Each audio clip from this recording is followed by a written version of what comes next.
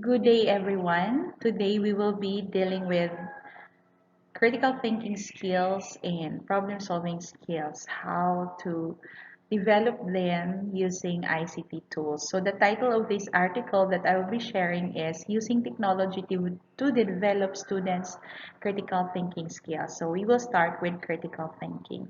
And this is a research conducted by Mansbach J 2015. The learning outcomes of Module 2 are the following. Number 1, discuss the various ICT tools in mathematics that develops critical thinking and problem-solving skills. Number 2, select appropriate ICT tools to be used to develop critical thinking and problem-solving skills.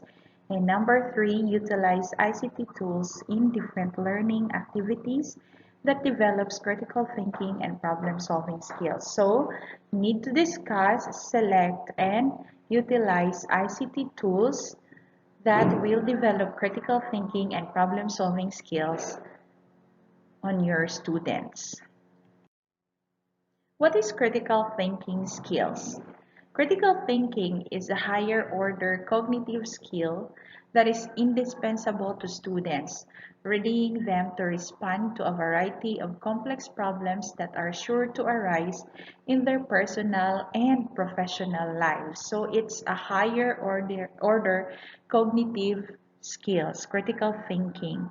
So this critical thinking, I believe so, is prerequisite of problem solving skills and other attitude that you need to develop in your life, because if you cannot think critically, it's very hard to develop other skills in your life. Maybe, yeah, creative and critical thinking is also a good partnership.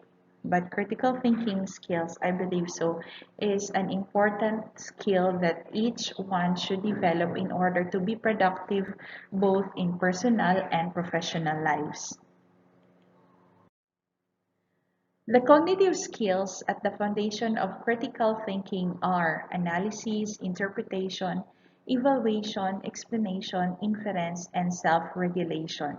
So these are the cognitive skills which are the foundation of critical thinking. A student can think critically if he knows how to analyze, interpret, evaluate, explain, make inferences, and regulate his learning. So, in order to develop critical thinking, a teacher should start training students to analyze, to interpret, to evaluate, explain, infer, and regulate his learning. That is also according to Mansbach J 2015. When students think critically, they actively engage in these processes. So the evidence or the indication that your students are really thinking critically is when they communicate, analyze, synthesize, solve problem, evaluate, and reflect. So when in your classroom you have communication, you have analysis, you have synthesis, you have problem solving, you have evaluation and reflection, then you are sure that your students are thinking critically. But as teacher, you should see to it that what they are really engaging to communication or analyzing is what you intend them to do or the things that you want them to accomplish. So you should have a close way or system of monitoring their progress. As much as possible, you visit them in their group discussions. If you're doing it online, you join them while they are discussing with their group. So remember the 6 ways in which you can ensure that your students are engaged in critical thinking is communication, our communication, analysis, synthesis, problem solving, evaluation, and reflection. And if you notice, these areas are all parts of your lesson plan if in your learning activities. So we can really develop our students critical thinking with the activities that we can do for them in the classroom.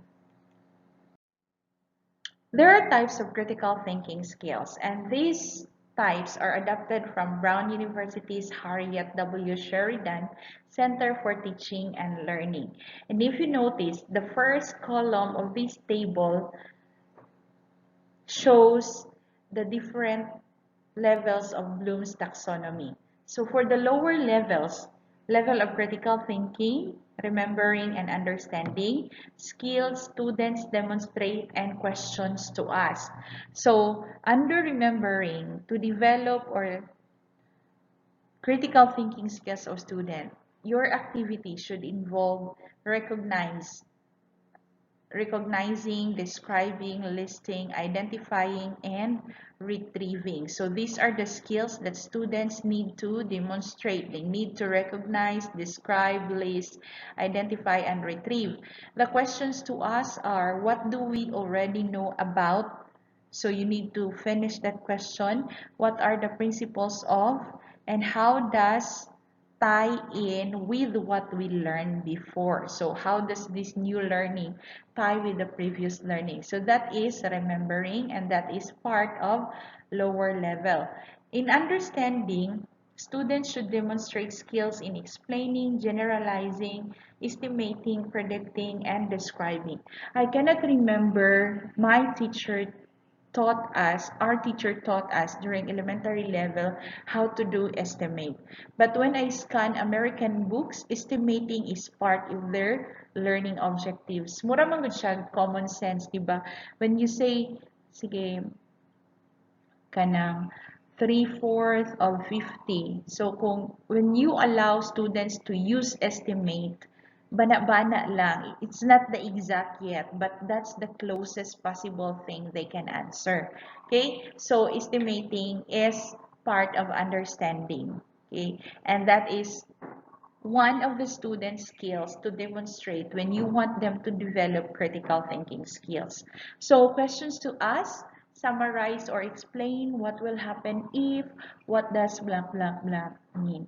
I also remember one of my conversation with Ma'am Carol when we, di ba, reading, you need understanding, remembering, and analyzing. So when we read, when we were younger, I don't know if you have experienced it, but when we were younger, we are asked to read, di ba? Grade 2, read the story. After reading the story, the next are series of questions, like 5 questions.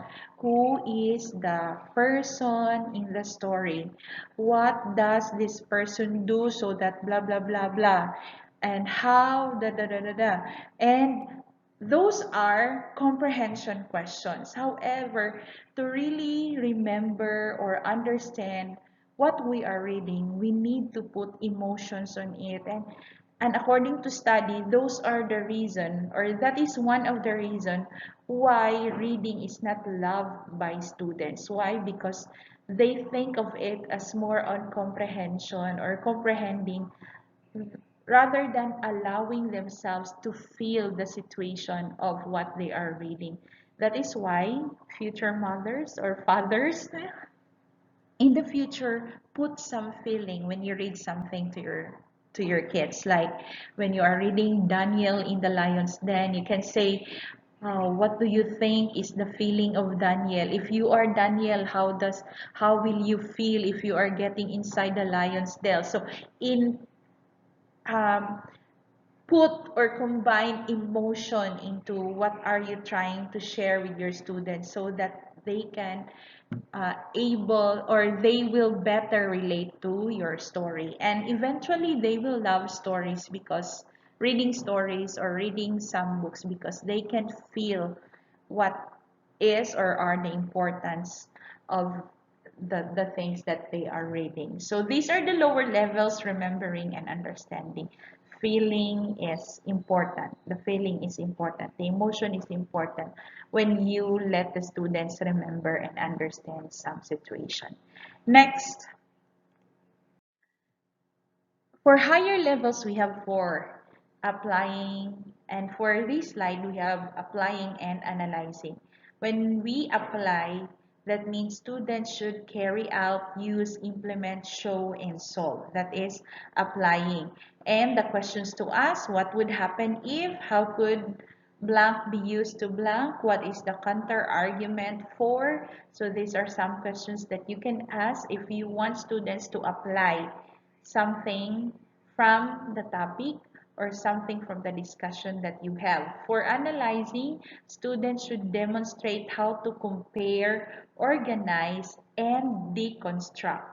Okay, so if you are given something, you need to deconstruct it and construct it again. By that way, you are analyzing. Just imagine if you are facing a puzzle, okay, before you break the puzzle and get each pieces of the puzzle, you should see to it that you have familiarized the form or the original figure if you don't have a guide. But if you have a guide, then break it all. But then when you connect all the puzzles, you need to analyze. So that's deconstructing and constructing. And the questions you want or you should to the questions you need to ask are, why is important? What are the implications of? Explain why or explain how you did that. Okay, so these are the questions to ask for analyzing. And again, the skills that your students should demonstrate is they should know how to compare, how to organize, and how to deconstruct. Next, evaluating and creating. This is still under higher levels. Okay, to evaluate means you should check, judge, critique, conclude, and explain. Why is blank happening? What is the best blank and why? How does blank affect? Okay, so these are some questions you need to ask. And creating, you should construct, plan, design, and produce. The questions to ask, what is the solution to the problem? What do you think causes something like blah, blah, blah? Why? What is another way to look at blank? Okay, so these are sample questions that you need to ask if you want to develop critical thinking skills of students. So the Bloom's taxonomy can be a guide to develop your students' critical thinking skills, whether higher level or lower levels. So using online tools to teach critical thinking skills. So what are the tools that we can use when we would like to teach students critical thinking skills? So these are online tools. And number one, we can do reflection activities. Maybe you have already experienced how to write reflection and do some reflection activities. What is the benefit of it? Reflection activities provide students with opportunities to track their learning and demonstrate their progress throughout the semester.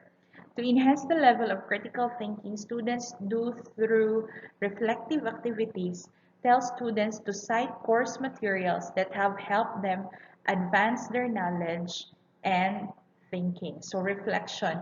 In these activities and in this example, you try to recollect, you try to rethink of the material that have helped you advance your knowledge and thinking. Those are reflection activities. And in that way, you can only recall those things that have touched you, diba? So reflection activities, you can do that. So what are the examples and how to do them? Reflection activities examples. You can use Google Doc, a collaboration feature in Canvas. So meaning this author or this researcher uses Canvas. Okay, use Google Doc, a collaboration feature in Canvas, and tell students to keep a journal in which they reflect on what they are learning. So you can make reflection journal.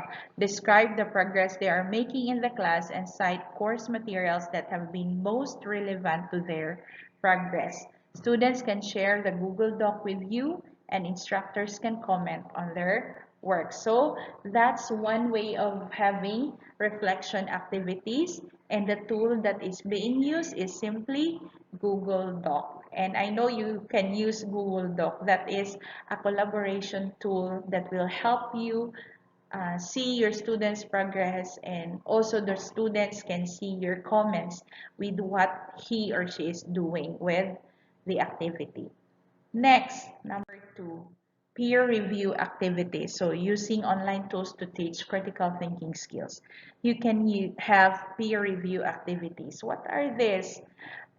Peer review activities enable students to demonstrate communication skills by giving feedback on each other's work. So in this way, students will be checking on each other's work. They can also expose students to alternative perspectives and allow students to question what they are reading. Doing peer review activities online can protect students' anonymity, making students more likely to be honest in their feedback. Web-based peer assessment, feedback for students with various thinking styles. So this is from Lin Liu and U1 2001. So you can do peer review activities. Have you tried one? Have you checked each other's work? Or maulaw ta magpakita sa atong answer sa uban, no? Maulaw po ta sa atong teacher. Tapos maulaw po ta mo give og honest feedback. But when your students are used to do peer review activities, it's becoming normal and they will learn to accept correction from their peers, and maybe it will also change some of their perspectives in life. Okay. I know, examples of peer review activities. So use the peer review assignment feature in Canvas and manually or automatically form peer review groups. These groups can be anonymous or display students' names. So you can have the option of not showing the student's name or show the student's name. Tell students to give feedback to two of their peers on the first draft of a research paper. Use the rubric feature in Canvas to create a rubric for students to use. Show students the rubric along with the assignment instructions so that students know what they will be evaluated on and how to evaluate their peers. So you can use peer review activities. Maybe we can do this on the next modules. Okay, so please be prepared for us. So one way is to use still on this feature, you can use Google Doc. You can maximize Google Meet as well to have feedback. But if you want to keep anonymity with other students, then let them use other software or tools that will preserve their anonymity with other students. Kana dili sila mabalaan na sila dahil nag-comment ato para dili maulaw or di pud sila mag-away or basing ma-offend mahimong personal. So use the anonymous display of student's name. So that is example for peer review activities. Next, number 3, discussion forums. So this is very common and you can see it in our devotionals and the introduction, introduce yourself. Discussion forums allow students to communicate with their peers, answer questions that require them to demonstrate both lower level and higher level critical thinking skills, and analyze course content. When instructors set clear guidelines for participation and model critical thinking through their participation in discussion forum, students can also demonstrate how they are engaging in the critical thinking process. Okay, so you can use discussion forums, but of course you should model how to display critical thinking skills there by participating in the discussion and to properly um, demonstrate how to use critical thinking when giving answer or discussion to the discussion forum. Okay, and students will likewise do that if you are doing that. So what are the examples of these forums? Okay, so we have used the discussion feature in Canvas. So he is really using the LMS and tell students to have a debate about a video they watch.